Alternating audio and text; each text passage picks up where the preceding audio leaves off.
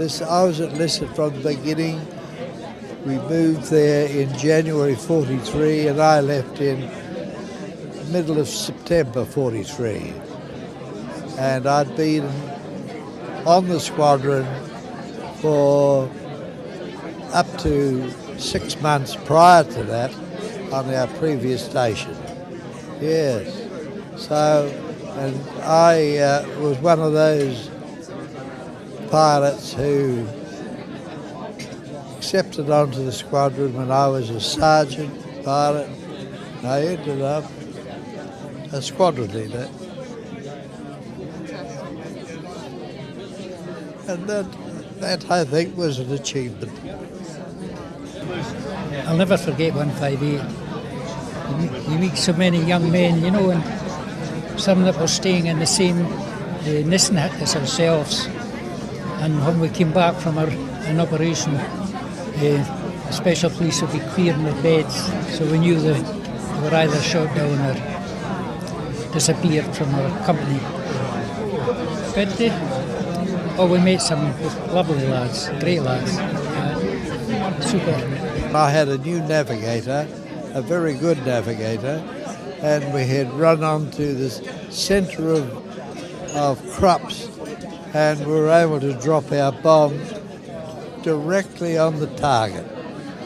And anyway, I was just leaving the target, and my navigator came up and he said, "I haven't seen any of it." So I said, "Okay, I'll go round again." And there was a lot of rude remarks from the rest of my crew. Anyway, we went round and I satisfied the navigator. And it all went well, and we had a safe trip home. Yeah. It meant a lot to me because of the people we lost, and all my friends. Yeah.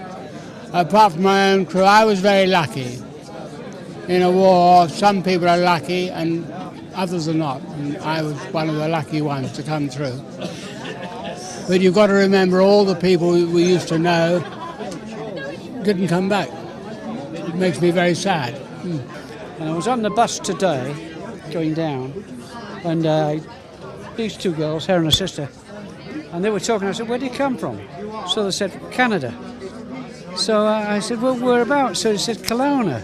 I said, "Well, I know a pilot at Kelowna, Martin Cole." And she said, "This is my dad." And I traced him 12 years ago, and I met up with him today. I stayed at his house for about a week while we were over there. It's a wonderful memorial, and it's so moving. It really, it's hard for me to put in words, but it really went right to my heart to think that all those men that we knew were lost, and now they'll be remembered forever. Especially with that wind farm as the background and our memorial in front. And I think it's a living memorial we have for those 850 men we lost. Yeah, it's wonderful. We really, really appreciate the people here, you people, that have helped to put it all together. Thank you so much.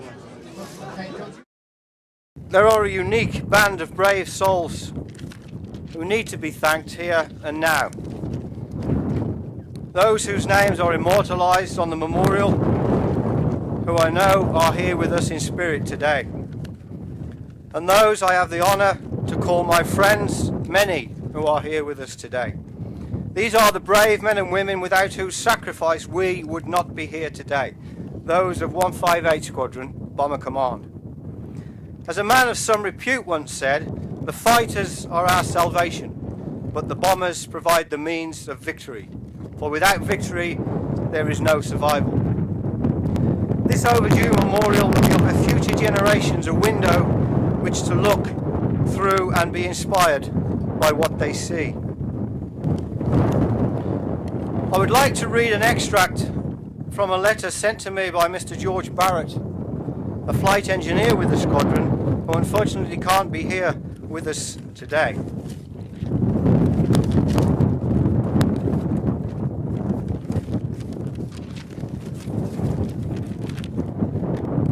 It was a cold, wet winter that I endured with others in a coke-fired Nissan hut we called our home. A couple of miles of mud from base where the food, when we got there, was never all that good, and many were the breakfasts with absent familiar faces.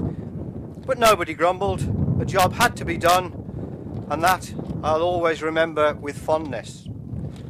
I'll never forget either that early February morning when I sat on a snow-covered German soil and watched my aircraft as it burned some 300 yards away to my left, with the rest of my crew still inside. I think of them often, and the many others who were never to grow old. So what a great idea that we can now all remember into perpetuity all these people with propellers.